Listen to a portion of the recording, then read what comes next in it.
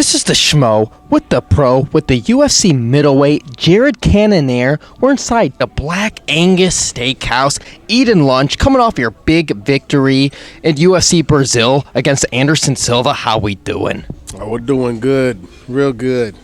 How are you doing? We're doing good. I see you're mixing up that loaded baked potato, man. Is this your go-to victory meal? Always. I got to get a potato and I got to get some steak in me. Well, speaking of steak and potato, man, you started your UFC career at heavyweight, then you went down to light heavyweight. Now you're at middleweight, man. You can still eat like a heavyweight, yeah? Yeah. Luckily I can. But I don't know how long it'll last, though, because I blow it pretty big. Big, man. So what do you normally walk around at weight-wise before you really get into camp and you start cutting weight and everything? I get as big as 220, 225. Depends on how full I am. But you were once over 300 pounds?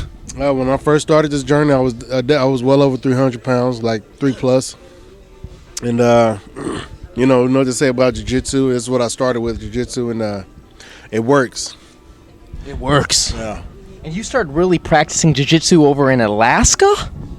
That's right. When I moved to Alaska, I got hired on with the FAA and moved to Alaska.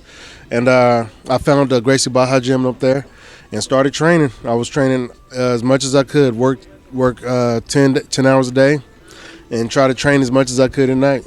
The FAA, Federal Aviation Administration, you were there from 2009 through 2017, man. That was your full-time gig. That certainly was, yeah. That's what paid the bills and put food on the table. So I did that while I, made my way up through the ranks in the heavyweight in Alaska. Yeah, they have you ranked at number 10 middleweight in the world prior to this Anderson Silva fight. You get that TKO. Those leg kicks, man, very powerful. Sticking to the game plan, getting the result that you wanted early on in that fight. Absolutely. That was definitely part of the game plan, to kick those legs. And it worked to the T, better than we expected, actually. So, and it was fun. I had fun out there. But the crowd, they weren't real nice to you after the fight inside the octagon. No, they didn't like me too much, so, but it's understandable. I just finished one of their legends, in the first round. And I sort of egged it on, too, by cupping my ear. I heard some booing out in the crowd, so that's why I cupped my ear. I started cupping my ear at those people. Everybody else took it as a stab at them, and, everybody else joined in. Well, you're very disciplined, man. You didn't engage with them. Very disciplined on your end, I'd say. Well, thank you. Thank you very much. They were already upset, so there was no point in doing more to make them upset. So, now you spent some time in the military prior to getting into MMA, man. How would you say that discipline from doing that got you to where you are now? Well, I was disciplined well before I joined the military, and I used that discipline to get me through in the military. But some of the things that I did learn in the military, like combatives, which was my very first taste of grappling, that's what actually set me on this path of martial arts. That and a few other things that I learned. So, yeah, it's a lot of it is definitely carrying over in my career. So where'd you say the discipline started from prior to the military? Where you're from, being on the street, showing hands, man, using those kicks, using those hands? No, I wouldn't say I was on the street, because it was my mama is where I got the discipline from. So that's why, not in the street. Didn't need the streets to learn discipline. My mama did.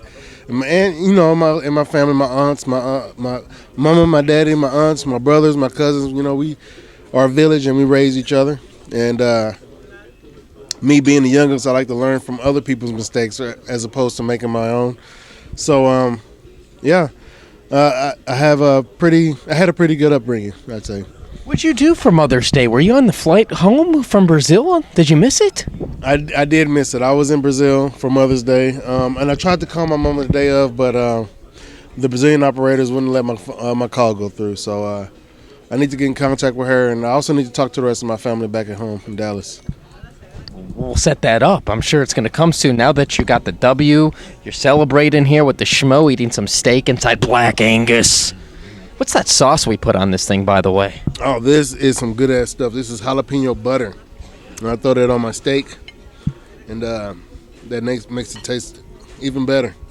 So let's go back to the fighting real quick, man. You're not calling anybody out, but who do you want to fight next? What's a good fight for you over there in the middleweight division? Well, there's no better fight than a title fight. So whoever wins between Whitaker and Adesanya. Well, it's interesting, man, because starting at heavyweight, you're dropping down, you got the power with you, but a lot of those guys like Whitaker and Gastelum, they started at welterweight going up to middleweight, so you carry a lot of power in that middleweight division. Yeah, I do. Yeah. And again, the power is just mine. It's not from being a heavyweight, you know what I'm saying? It's just me. That's how powerful I am. Me being a heavyweight was me knowing that I have the power to knock out anybody in the world. Where do you want to see yourself 2 to 5 years from now in the sport of mixed martial arts? 2 to 5 years from now, I'd like to have a UFC belt around my waist with about like eight of those red rubies in there. Okay. Yeah, that's what I see. And at the middleweight division? That's where I'm at now, so yeah. Is that, after being in 3 weight divisions, the light heavyweight and the heavyweight and now at the middleweight, and you're having this success in the middleweight these past few fights, you think this is the best division for you? Well, at the time, for the time being, it is, yes. But if my body keeps, if I keep losing weight and it stays off, and I can hit 170 maybe one day, then maybe I'll be a 4-division champ or 4-division competitor. Yeah, that's the word. That's what we like to hear, man. This is Jared Cannonier. And lastly, what's the one message you wanted to say to all of your fans and all MMA fans around the world? Like my Instagram, follow me on Twitter. The Killa Gorilla MMA, and what's the word? I don't know. What do I want to tell them? I don't know. Be great. Be great. Yeah. From the Killa Gorilla, Jared Cannonier. He's the pro. I'm the Schmo. We're going to enjoy our steaks. We're out.